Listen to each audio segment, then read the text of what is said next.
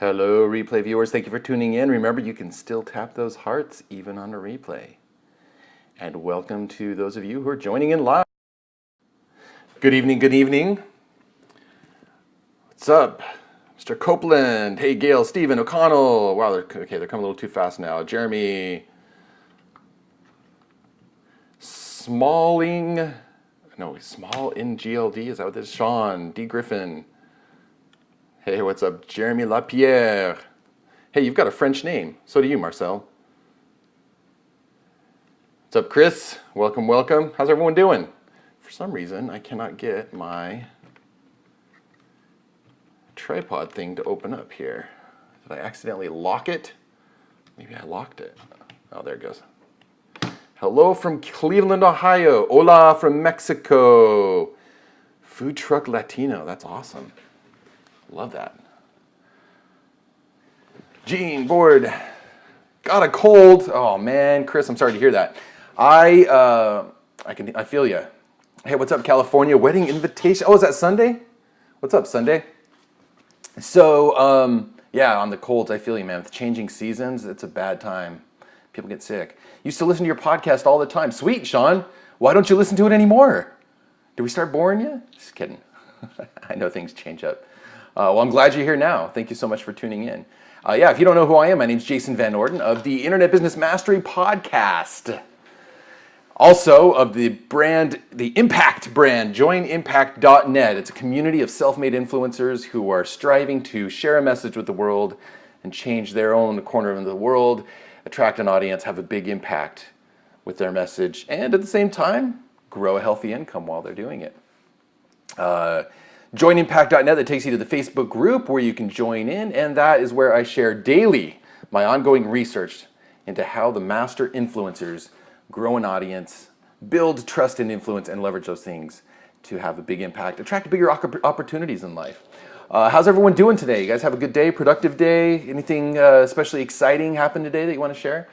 Looking forward to your new IBM podcast episode tomorrow. Yeah, the second, part 2. With about the Louder Than Words book. Let's see, do I have that book right over here? I think I do. Yeah, you've been enjoying that. So tomorrow is part 2 where Jeremy and I discuss this book right here. Fabulous book by Todd Henry, Louder Than Words, about how to harness and find your authentic voice.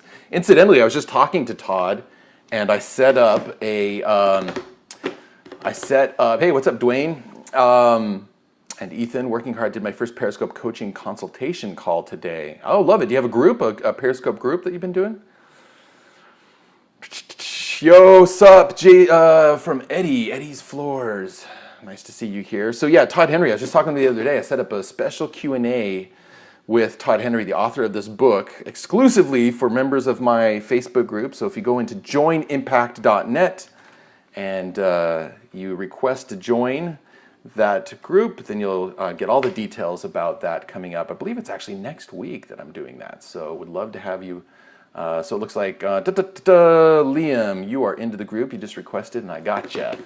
I have a mastermind group about but I have now offered to do coaching specific to Periscope. Okay, so Ethan, I've got a question for you. We're going to get into the meat of the stuff here. I'm going to share my number one tool that I use to craft irresistible content, irresistible offers, magnetic brand. So we'll be starting that here in just a moment. Thank you for the hearts. I love seeing that. That's always nice. It gets the energy flowing. I mean, I love doing this live stuff. You know, this is really natural for me. Even though I've been a podcaster behind the mic for 10 years, it feels really good to have, you know, now whenever I record a podcast, I wish, in fact, we're trying to figure out a way to do it through Periscope. I think we've just about got that figured out. But it's so nice to have that interaction. What's up, Bronco Marks? So once again, I'm Jason Van Orden from the Internet Business Mastery Podcast. Also, currently an author writing a book called Impact. Well, that's the working title at least. And founder of the Impact community of self-made influencers who are striving to change the world with their message and with their voice. You can find that at joinimpact.net. So Ethan, I have a question for you about Periscope. Has the attendance to Periscope sessions been dropping across the board? Would you say that that is true? That attendance has been a little bit lower as of late? That's my question for you. Just curious about that. I don't know if anybody else has noticed that. Anything else exciting going on before we dive into the main content? Of course, you can click on the little parabuddy right there to follow me if you've not followed me before. Here recently, for the majority, I think during Scope Week, it seems to have. Interesting. Hey, what's up, Johnny K?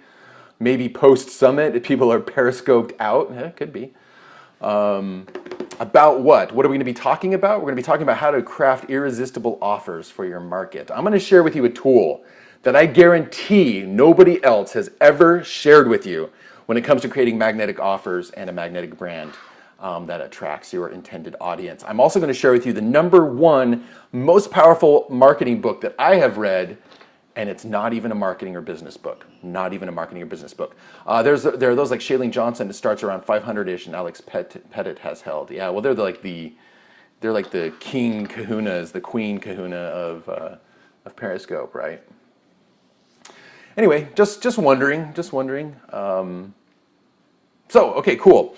If there's no other initial things, I think that's all I have to start us out. Let's go ahead and dive into the content. So this is the thing. Over this week, we've been talking about how to do audience and market research. You know, so often I get asked questions. Let's say, you know, for instance, when I go to a conference and people, they want to bounce an idea off me. They have a product idea. They got a business idea. They have something they're really excited about, maybe a piece of content that they're working on, a piece of pillar content that they want to put out there. And they're asking me questions to get feedback. And inevitably, my very first question back to them before I can answer any of their questions is this: who is your intended audience? And unless I get a very detailed description back that it makes clear to me that they know who their audience is and they know what their audience wants, then that right there is where the questions stop, and I say, this is what you need to do. First is you need to get in touch with what it is that your audience wants. And a couple nights ago, we talked about that in terms of entering the conversation that is already going on in the mind of your intended audience, of the people that you ideally want to reach, the ones that you can do your best work with, the people who are going to get the most benefit from what it is that you want to share, your product, your content, things like that. And so this week we've been talking about some of the ways. Last night we talked about the 4 levels of conversation. We took that further and we said there's 4 levels of conversation and you have to understand all 4 of them. Otherwise you're going to have a disconnect in the things that you're saying, whether that's on your site, in your copy, in your emails, on your sales pages, on your about page. And that disconnect will slow your growth, maybe even stop it, and make it very difficult to get sales. And so if you haven't, I highly recommend that you listen to the previous 2 replays, which can now only be found inside of joinimpact.net, inside the Facebook group, where I post the replays for you to go ahead and check out there. Just refreshing the page on that. Yeah, that was last night, Johnny. You were out doing your epic gig, like what was it, on a yacht or something like that. So tonight we're going to continue that conversation about getting into the mind of your audience. And it's about getting deeper than just the surface level things that they say. You know, yeah, somebody might say, I want to get better at golf.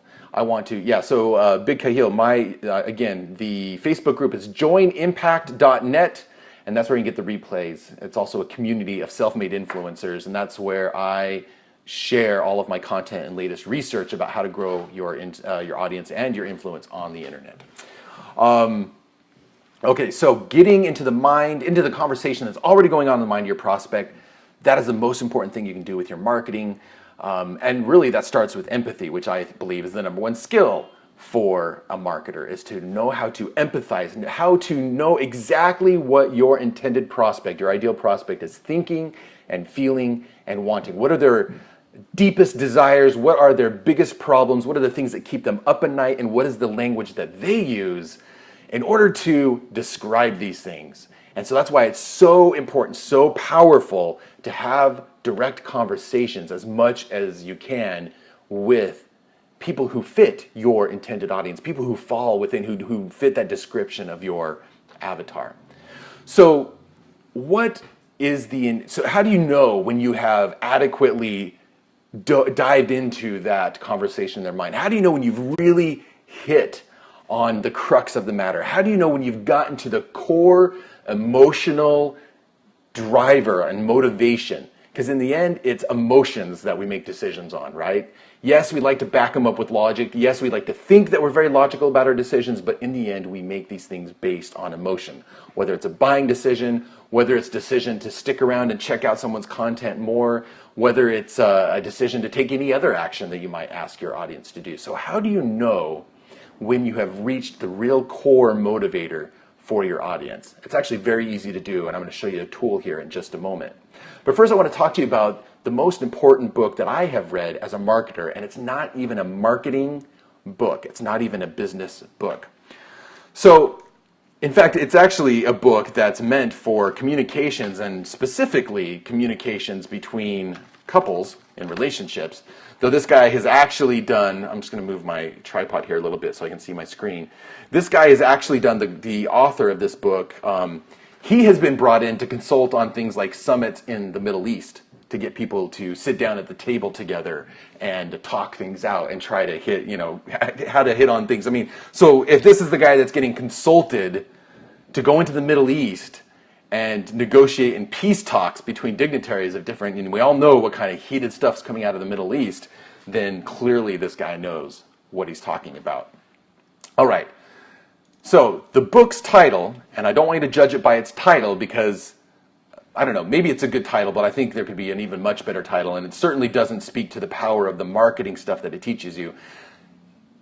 The title of this book is Nonviolent Communication, a Language of Life, okay? So it's about how to create better harmony in relationships with the way that you communicate. Now, why is this such a powerful book when it comes to marketing? Well, earlier I said the number one skill you can have as a marketer is empathy. And empathy is a tricky skill. This is something that we do to some degree. We learn across, throughout our lives. Some people actually don't learn it a whole lot very well, and that's what causes a lot of the problems that we have in the world. And the truth is, if we all had more empathy, I think we can all agree that there would be solutions to a lot of the problems that we deal with, across the board here as humanity. But in your business, you're essentially trying to connect with the needs, the deep-set needs that your intended audience has. And here's the good news. I think for most of us, we are all reaching out and trying to attract human beings as our intended audience. Anybody here not trying to attract human beings as your audience? Anybody have, animals or aliens or something else weird as your intended audience? I think we're all trying to attract human beings, right? And here's the good news about human beings. We have some very predictable things that drive our behaviors, that drive the way we think, that drive our motivations. And so, no humans, please. So if you can break down human desire and motivation, if you can break down the ability to empathize into its most fundamental building block, then you have a powerful thing indeed for figuring out how to speak the language of the true desires of your market. And this is exactly what this book, Nonviolent Communication, does. Not only are you going to find that you have better communication in your relationships, it is going to equip you to be an incredibly powerful marketer. And here's the amazing thing. I guarantee your competitors have not read this book. All right? So I absolutely highly recommend it. So what Marshall Rosenberg does is he essentially says, look, when it comes to communication, when it comes to, any of the conflicts that we have in relationships, and this applies the exact same thing, any disconnects that we have between us and speaking to our intended audience happens. The title of the book again is Nonviolent Communication, by Marshall Rosenberg. So again, it is a book that's intended for teaching communication and relationship skills, but it's brilliant for marketers. And this is why, because essentially he's saying, in the same way that he's trying to teach us not to have disconnects in our relationships that lead to conflict. So it's called nonviolent communication because it's supposed to be about how to remove aggression and conflict from relationships. But it's the same thing when it comes to speaking the language of your audience. You're trying to avoid disconnects. You're trying to avoid a disconnect between the things that you're saying and the things that your target market is thinking. Okay? And that's why this is such a brilliant book. It teaches you the skill of empathy, which is not something that I really thought was something that could easily be taught with such a simple framework. And Marshall Rosenberg is the master of doing this. And he has broken it down to, look, empathy and communication and influence, it all comes down to fundamentally understanding the need that is behind what somebody is saying, doing, wanting, what is motivating it. It comes down to needs. And so that is why in everything that I do with the communication, so whether email, blog posts, content, sales pages, about pages, I'm always trying to think about what is the need that I am trying to connect with that I know my target market is feeling especially strongly right now. Okay? Not to be misunderstood is more important. What do you mean not to be misunderstood is more important than what? I think that essentially, that's what we're talking about right here, right? Empathy, if we have empathy for our intended audience, then we are going to understand them. And if they are not feeling misunderstood, then they're going to connect with us, and they're going to stick around, and they're going to become a fan, and they're going to become a customer, and they're going to become a repeat customer, right? So this is a powerful, powerful book, Nonviolent Communication. Now, inside of this book, and on his website, there's an entire, they have a nonviolent communication center. There's a center for nonviolent communication, right? And so they have trainings and all kinds of interesting things. But one of the things that I love that's on their website, see, I usually troll, but this is too good. Kudos. Oh, good. I appreciate the information. I'm going to read this. Awesome. Well, that's a compliment right there. Okay, so I want to show you one piece. So this is something that even without reading the book, I hope you have an aha moment, and then we're going to talk about a little bit of an example. I'm going to take this out of the cradle here, and I'm going to flip it around. I converted a troll. Achievement unlocked. Ding, ding, ding. I can mark that one off of my level up list. Okay, so this right here is what's called the needs inventory, and you can find this on the Center for Nonviolent Communication. So if you just simply, if you type in NVC, which stands for Nonviolent Communication, and then you type in needs inventory into Google, this is what's going to come up right here. This list right here is incredibly powerful, because these are the fundamental building blocks of what motivates people to action, what motivates our lives. And I want to give you an example. In fact, we will use a popular example. We're going to use Apple, and I'm going to show you how Apple, whether intentionally or not, though I think Apple really understands this. Not that they've read Nonviolent Communication, but I think they just understand this because they're some of the most brilliant marketers and branders in the world. We're going to talk about how they have used this framework to create essentially a cult-like mentality amongst their fans and their customers, right? Okay, so look at this. There's some major, here we got some major headings, things like connection. If you happen to be listening to an audio of this later, because I'll probably turn it into a podcast, you can go ahead and Google for this, or just listen, and I think you can, I saw a screenshot, new feature in Periscope, I don't know. Maybe, or maybe I was just holding this, maybe I was holding this incredibly still, I don't know. So guilty as charged, you're an Apple fan, cult-like mentality Apple fan. Okay, so if you happen to listen to the audio, I think you can still get something out of this by just listening. So, but you'll see some big, headings right here. We all fundamentally have a need for connection. We all have a fundamental need for honesty, for play, for peace, for meaning, for physical well-being, things like safety, for autonomy or freedom. And then you see that these big, under these big headings, it breaks down into more specific, smaller things. So things like acceptance, affection, appreciation, belonging, cooperation, communication, closeness. Those all fall under the heading of connection. Underneath, the need for honesty is things like authenticity and integrity. These are things we've been talking about a lot lately. Under the heading of meaning, things like awareness, celebration of life, challenge.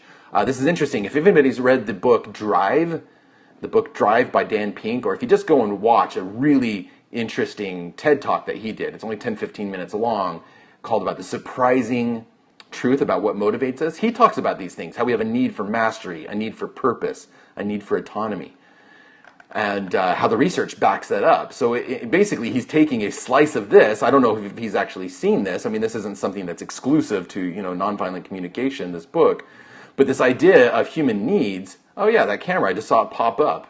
Yeah, so that must mean screenshot. Oh, that's awesome. That's so cool. So it tells you when did somebody just take a screenshot of that screen? That must be what happened. And so the camera popped up. That's really cool. New feature. Awesome. So anyway, here's what I want you to do is next time you think about a piece of content, wow, that's awesome. Somebody just did a screenshot. Yeah, so very cool.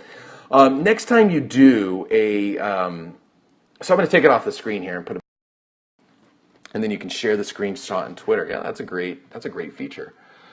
So the tool is the needs inventory. So if you just Google for needs inventory, you should come up. It's on the site is the Center for Nonviolent Communication, because the book I'm talking about is Nonviolent Communication. Again, this is a book for communications and relationships and things like that, but it is invaluable information for marketers.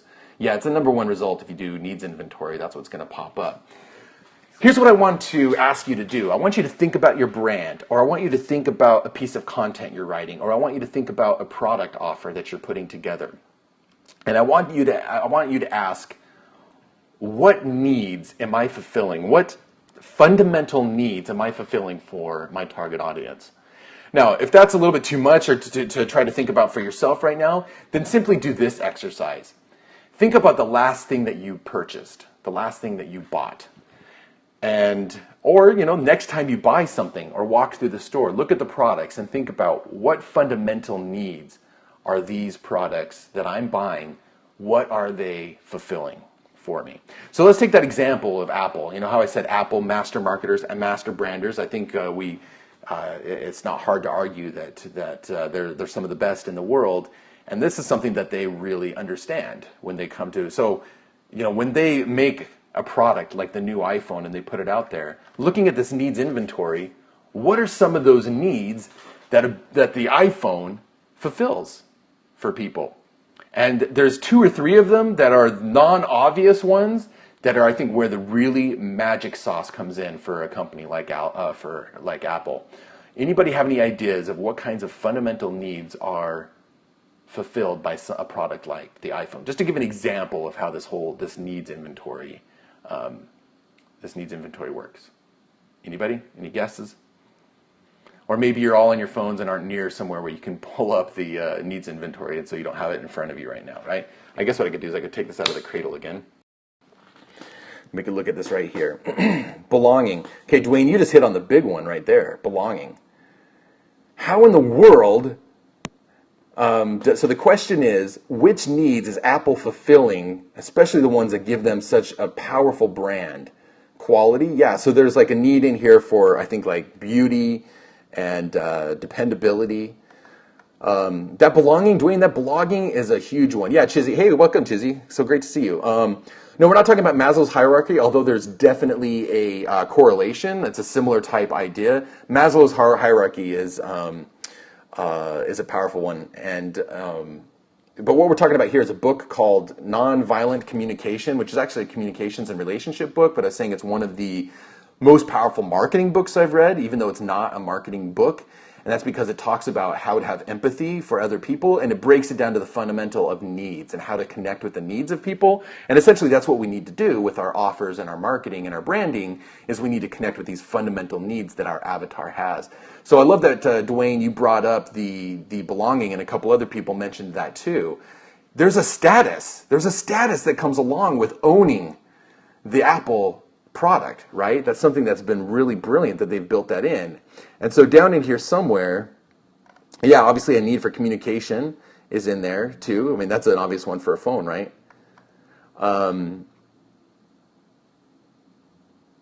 This authenticity, integrity is an interesting one. I'm not sure if I'm pointing that out for Apple, though I think that's one that's becoming more and more important these days, especially when it comes to the fact that we have so much social media and stuff online, that authenticity and integrity has gotten incredibly important. A lot of security and stability. Okay, those are good ones. Let's take a brand like Tom's Shoes. You guys familiar with Tom's Shoes? Now, Tom's Shoes is not simply a shoe company. They are a shoe company, but there's something else. There's one of these needs that Tom's Shoes has done a wonderful job of tapping into, that goes above and beyond, just simply providing people with shoes. Any ideas of which need right there Tom's Shoes has integrated into their brand? So we talked before about the belonging and community thing, and I know, Chizzy, you're a big fan of that as well, how incredibly important it is. How does this relate to Maslow's pyramid of needs? Okay, that's a great question. Let me go ahead and Maslow's hierarchy of needs,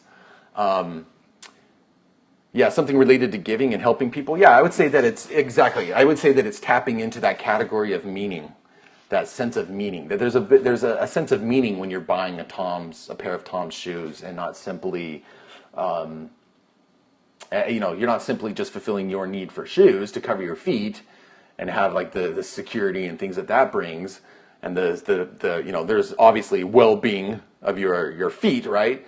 But the Tom shoes, every time you buy a pair of shoes, they're giving a pair of shoes to somebody else, right? So, okay, anyway, hold on. I'm going to go ahead and block this troll right here. We don't need any of that. Maslow's hierarchy of needs, which I'm sure a number of you, that's also a very interesting one. I would say Maslow's hierarchy of needs is just another way of looking at this. Maslow's hierarchy of needs what it does is it kind of prioritizes these and says, like, well, if these needs down here aren't fulfilled, then the ones above them aren't going to get the attention that they need.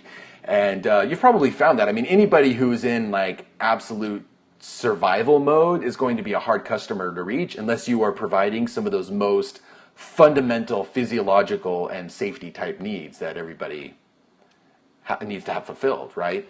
So that's one way. But yeah, Maslow's hierarchy needs is another way to look at this and prioritize them a bit. I like nonviolent communication because it comes with the book that really teaches you about how to recognize those needs in other people.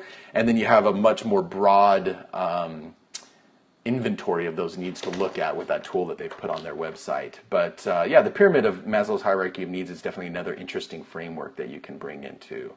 Because essentially, in the end, it's tapping into the same idea. As human beings, we all have common needs that are the foundation of what drives us and motivates us. So that's why that book and that tool right there are a couple of my just absolute favorite things when it comes to creating a magnetic brand, when it comes to creating compelling offers. Because if you can think about it, I think a lot of times when people put out a product that just falls flat, it's because they have failed to put themselves in the shoes of their intended audience and to really empathize. And that requires really good communication.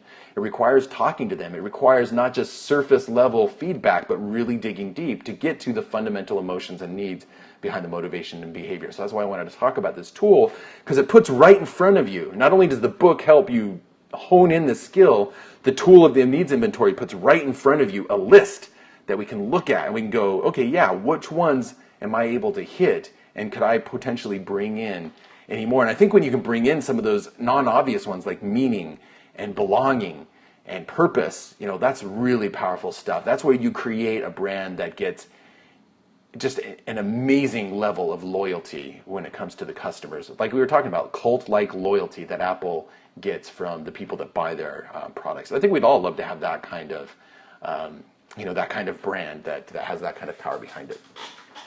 So there you go. That's what I had to share with you today on today's scope. We'll go ahead and close up unless there's any last minute, any questions. Anybody have any comments? Was that insightful? Was that helpful? Was that something? Was there anything particular that gave to you that you can now go and apply? Whether it's next time you're creating a product or piece of content or anything that really pertains to communicating with your audience. Yes, question. Would love to hear your question there. Ellen. Anybody else too? So I'll just stick around here for a little bit longer and answer whatever questions you have about needs inventory and how to apply that to your marketing. And then, what I'll try to do too, what is the Facebook group again? It's joinimpact.net. We download the doc you were reading off of. Where do you download the doc? Yeah, so if you Google needs inventory, it's going to be the first thing that pops up at the top.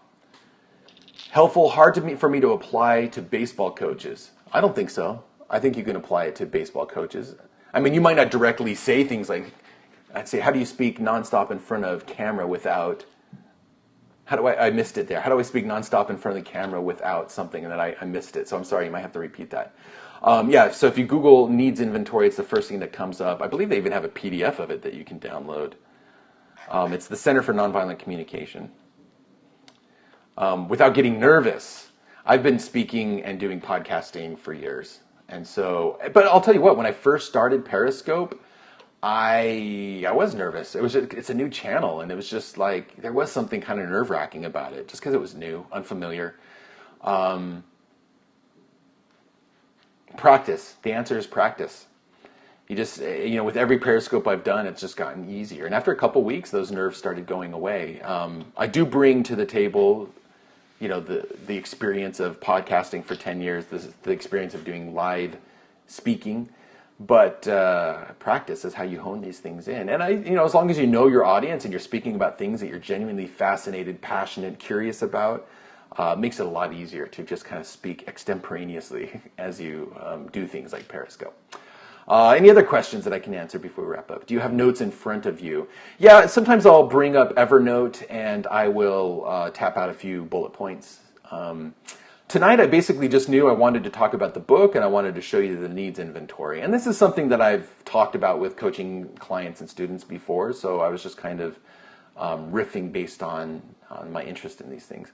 So even if it's an info product, not a physical product, it can satisfy these needs. Absolutely, especially, any type of product.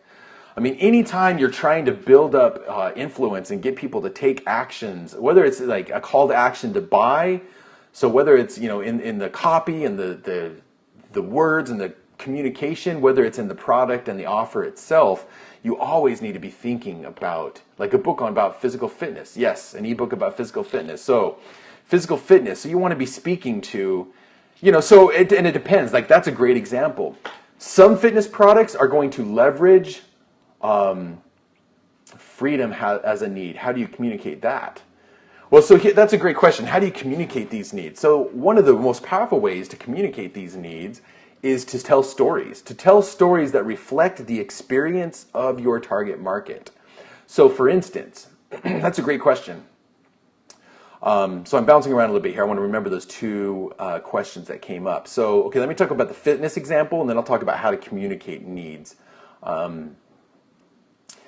So fitness is a great example because in some respects, you want to be very specific about who your avatar is with fitness, especially because it's so dang competitive, right? And somebody who is, let's say, in their late 40s or 50s, so they're getting later on in life, they're starting to have some health problems show up, maybe paying a bit of the price of some of the stuff they did earlier in their life, and their doctor's telling them, you got to get your blood pressure down, or your cholesterol is a problem, or you're at risk for diabetes. That's a very different mentality than somebody. So in that case, the primary driver is a need for physical well-being, a need for security, a need for longevity in life and things like that. It also might be a need for connection because they're afraid of not living long enough to enjoy their children's adult lives and their children's children enjoying their grandchildren. So there's a need for that, that kind of security and longevity that comes with that. On the other hand, you might have a fitness course that's all about, hey, it's spring, summer's about to come, and you want to get into beach shape because you're looking forward to wearing that bikini or looking good out on the dance floor. And there it's a lot more things like, let's see, I see a need for sexual expression, a need for connections with other people, a need to be recognized. So there you're tapping into the needs of, being seen, and looking good and all that means. I mean, yes, we might sit here and see that, we might talk about how it seems like a very shallow thing to want to get the six-pack ab and look good. But look, like at the core, people, they want, again, it goes back to belonging. It goes back to recognition. It goes back to sexual expression. It goes back to, being recognized, being seen as a viable human being. So, we're getting to the emotional drivers here. It's not the six-pack abs. It's what the six-pack abs represent. And so that's why something like this needs inventory is really important, because now you're picking out, and sometimes, marketers talk about getting to the benefit behind the benefit. So let's take golf as an example. I mean, we all know that you want to speak to benefits and not features. So if you have a great golf club, the feature would be like the material that it's made out of, and maybe like the special angle or the fact that it's weighted just right. Like those are features, right? Benefits are, well, now it's easier to get that muscle memory down, or to hit the ball farther. And if you hit the ball farther, the benefit is that your score of your golf game is lower. But what's the benefit behind these benefits? Well, it's going out on the golf course with your buddies and suddenly hitting it 50 yards farther than you were before, or suddenly scoring a birdie on that hole. Status, exactly. So it's more than just buying a nice golf club. It's the fact that your buddies are going to be so impressed when you're hitting the ball farther, when you have this beautiful looking golf club, when suddenly you get a birdie on that one course that none of you have been able to get under par on before. So, that's why this needs inventory is so great. It helps us write better copy. So it's not like you're going to literally be saying, this golf club is going to bring you greater recognition in your life.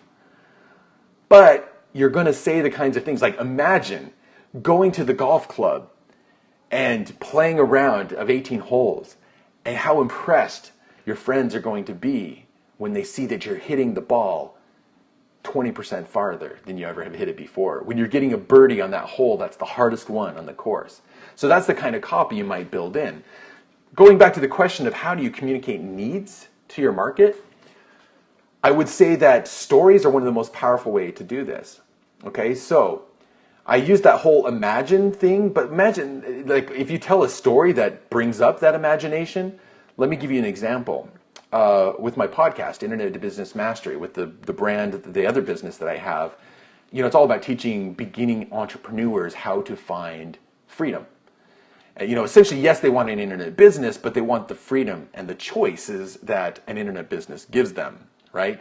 They want that sense of purpose because they don't feel driven inside of the job that they already have. They're going to work feeling drained because they don't have autonomy. They might have a bad manager who's micromanaging them all the time and verbally abusing them, thinking that they're motivating you. I think we've all been in that position, right? Where we have a bad manager that has horrible management skills and verbally abuses us. So, no wonder, like, the people who listen to our show, they want to have their job. They want, that's a need for autonomy and freedom, independence. It's a need for, whatever the need for, there's a need for safety. They feel unsafe because they feel like their job is at risk. They feel like perhaps their well-being of, like, there's a safety and security thing. They want to be more in control of their financial future. And the way that we communicate these needs, when somebody comes and attends one of our webinars, for instance, towards the beginning of the webinar, we've chosen 2 or 3 stories, very specific stories, that communicate and tap into this need that is driving them. So, for instance, one of the stories like this, your last club, perfect drive, every hit. Well, yeah. So, for instance, let me tell you, and I'll make this short because I don't want to take a whole lot of time, but one of the stories that I tell, like in webinars or in sales pages sometimes, is a story of, so I set it up by telling about how I was having a hard time getting up in the morning because I was really depressed. I hated going to my job. I talk about, having that feeling of Sunday night dread every Sunday, when I realized, it's time to go back to work in the morning. But then I get into a very specific story. I talk about how I was clinging to this supposed security of a paycheck every day, but then one day I had a wake-up call, and then I tell this story right here. I was sitting at my desk in my cubicle, and suddenly my friend called me on the phone. My friend who worked in the human resources department called me on the phone. I picked up the phone. He said, "Hey, it's Aaron. I don't have a whole lot of time to talk. I just want to let you know I just got laid off. I'll have to call you later because they want me to leave the building immediately, but I wanted you to know because I think we had a lunch appointment or something that day." And then he hung up. And I was just flabbergasted. I couldn't believe it. I was like, what in the world is going on here? This was so out of nowhere. And then the phone next to me rang. And all of a sudden my coworker gets up and leaves the room. And he goes and has a chat with our manager, later comes back holding a cardboard box, packs his stuff into the cardboard box, and is escorted out of the building. And I just sat there thinking, what if my phone is the next one to ring? And then the phone in the cubicle to my right rang.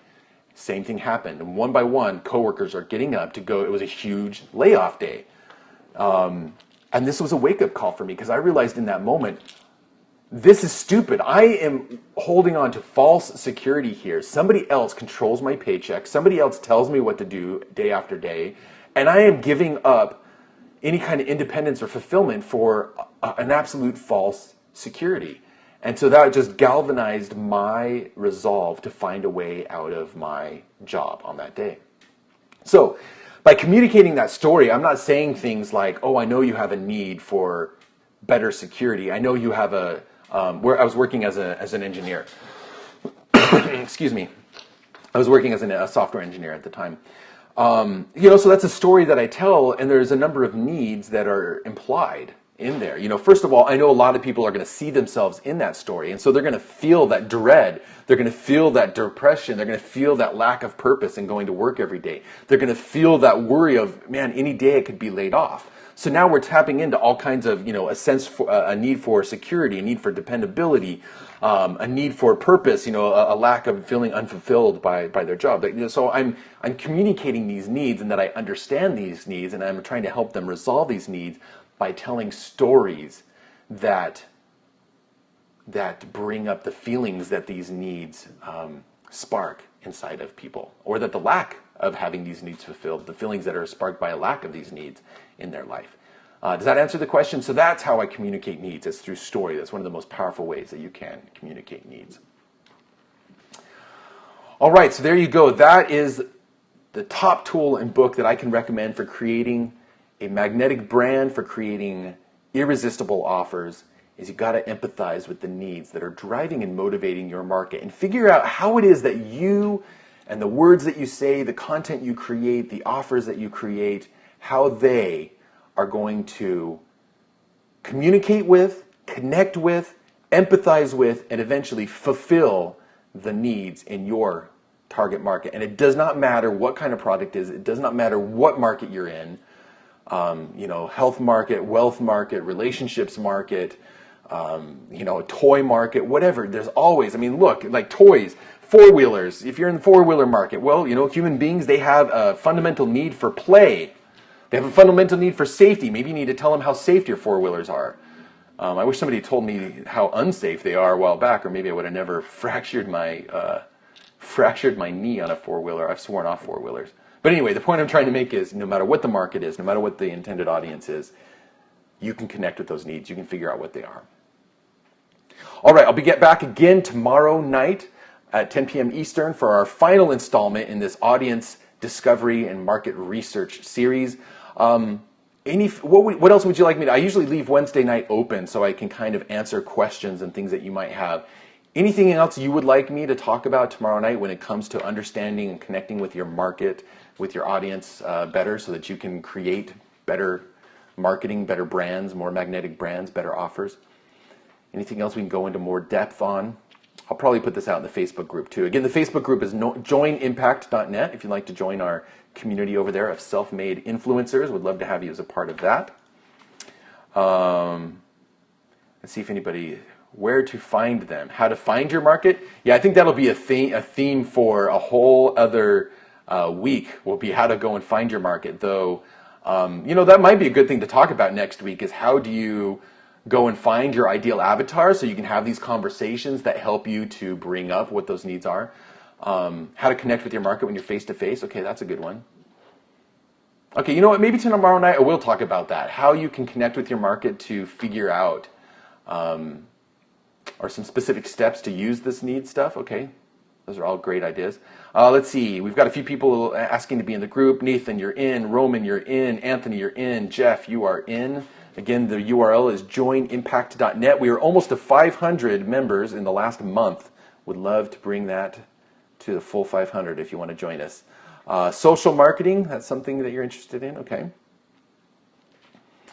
Awesome. Thank you so much for joining me. I really appreciate the time and attention. I know you're here because my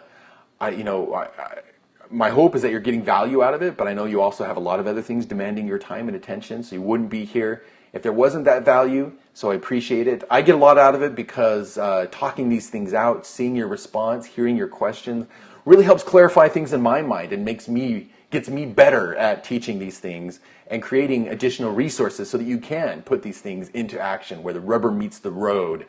How can you take these things that we talk about and apply them to your business in a way that's authentic to you and gets you the results that you're looking for? So very much want to thank you for showing up. Everyday Gravity, awesome. Glad to see that you enjoyed this and got a lot out of it. Thank you so much for the hearts.